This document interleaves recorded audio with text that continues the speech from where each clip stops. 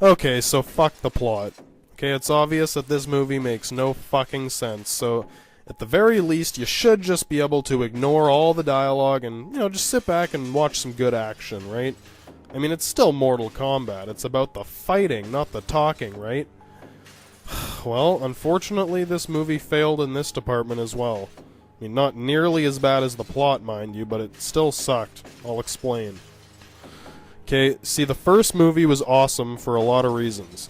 But I mean, the fighting was especially awesome because they managed to take something as over-the-top, unrealistic as Mortal Kombat and then, turn it into a kind of a funky action movie, and it actually made sense, and it was believable to an extent. I mean, as much as any other crazy movie. I mean, when people have crazy powers and magic and fucked up abilities, fights are hard to do. And the fights in the first movie, they're simple. They felt like real fights. I mean, there might have been a few comical or outrageous moments, but it was still easy to watch and imagine happening. It's like if a guy who happened to be a badass Chinese assassin who also happens to be able to freeze things with his mind got into a fight with an even more badass Shaolin monk who is the best fighter in his clan.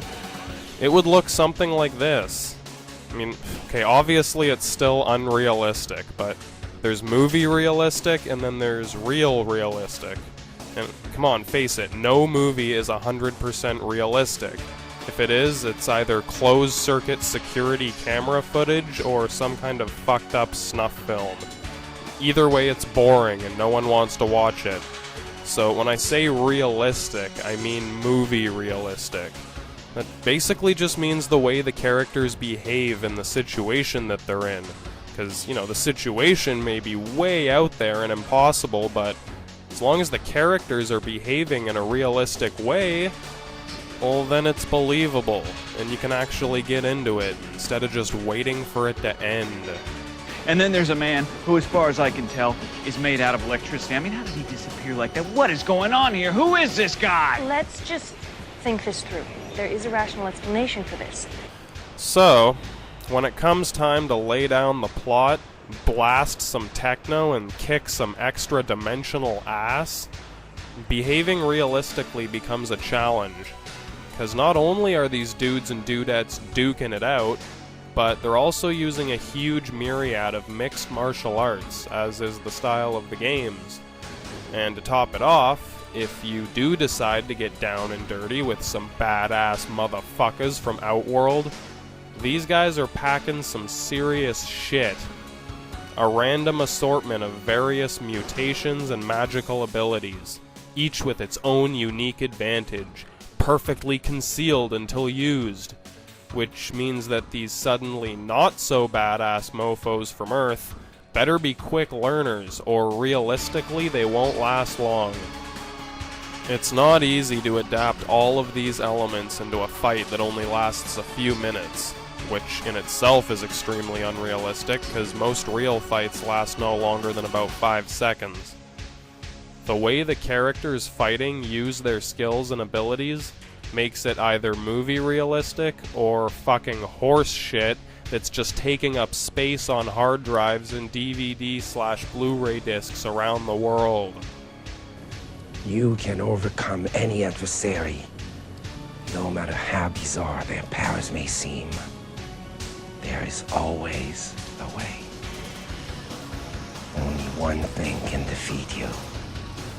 Your own fear. So, even with all these challenges, the first movie kicked ass because they kept it simple, straightforward, it worked. My dominions are well known to me, sorcerer. Thank you. Annihilation bit off more than it could chew, in a lot of ways, and it really shows in the fighting as well. So yeah, because while this fight from the first movie really does look like some guy who happens to be a ninja with some bizarre reptilian mutation of some kind attacking a Shaolin monk, in Annihilation, if some dude bought a Scorpion costume and then his friend bought a Sub-Zero costume and they decided to play Mortal Kombat for real and then film it, but they also happen to be really good at martial arts and acrobatics, this is what it would look like. It was a hard thing for me to pinpoint at first, but I realized that this is mostly due to the presence of two things that I see in these fights. In Annihilation, I see two things in these fights that consume everything.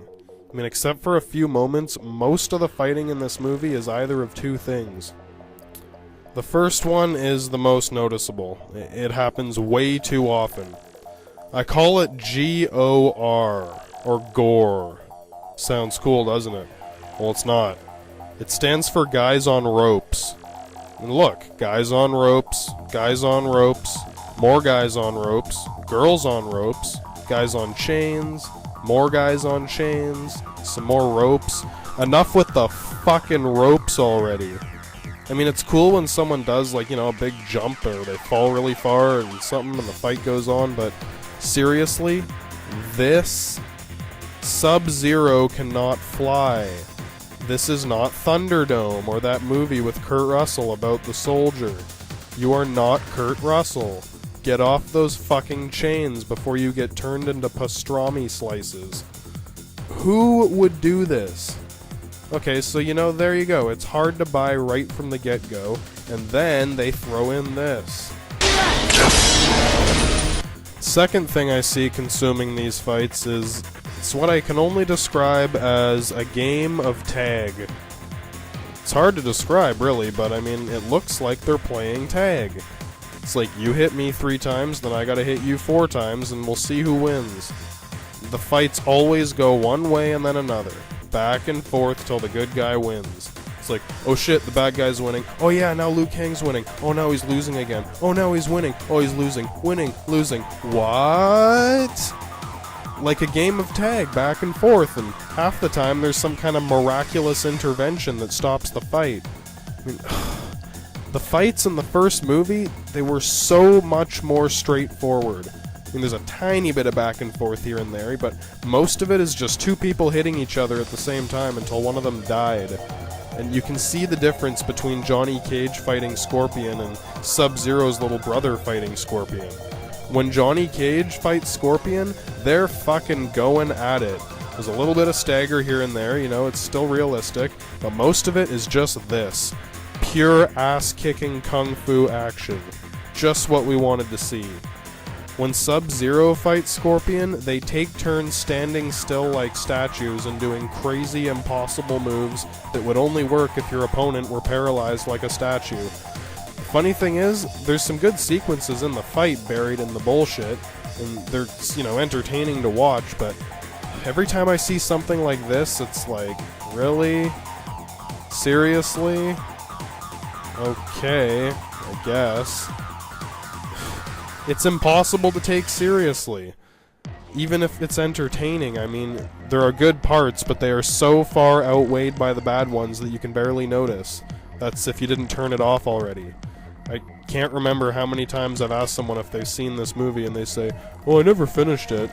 Yeah, because what kind of fucking nutcase would be able to sit through this entire fucking movie? Anyway, that's about it for the fighting in this movie. Oh wait, I should mention the special powers and such. They were used, but strangely, it never quite seemed to fit the situation. It pissed me off that we never got to see Scorpion's kunai actually hit someone. Anyone. Oh, it hits ice. Kick ass.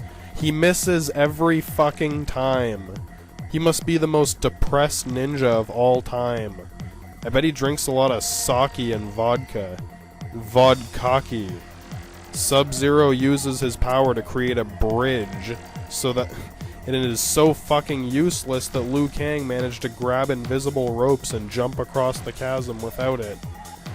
Then, with his remaining ice energy or whatever, he makes a clone of himself to intercept the two kunai headed straight for him.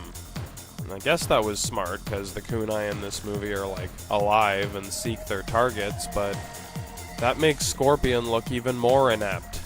He has two homing kunai now, and he can't even hit one fucking person.